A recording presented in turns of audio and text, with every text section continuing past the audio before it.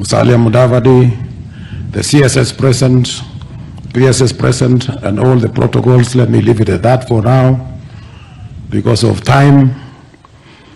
Your Excellency, the history of Kevin Kiptum has been read, but allow me to add what came after that, after the breaking of the record in Chicago last year on the 8th of October.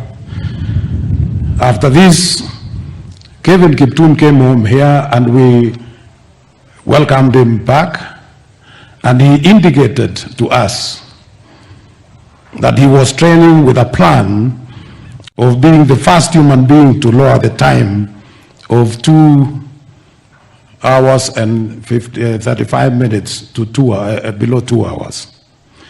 When we analyze the progression in both the marathon and the half marathon he ran and the full marathon that he broke the record in, all indications were that he was definitely going to achieve his dream of bringing the marathon below 2 hours.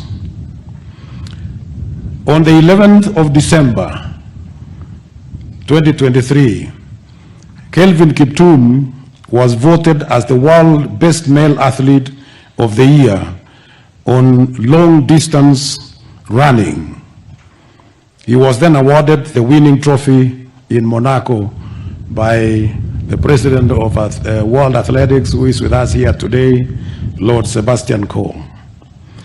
Last month, Your Excellency, we in Athletics Kenya selected a team of male and female marathoners to represent Kenya during the Paris Olympic Games in France later this year, and his name was on top of that list.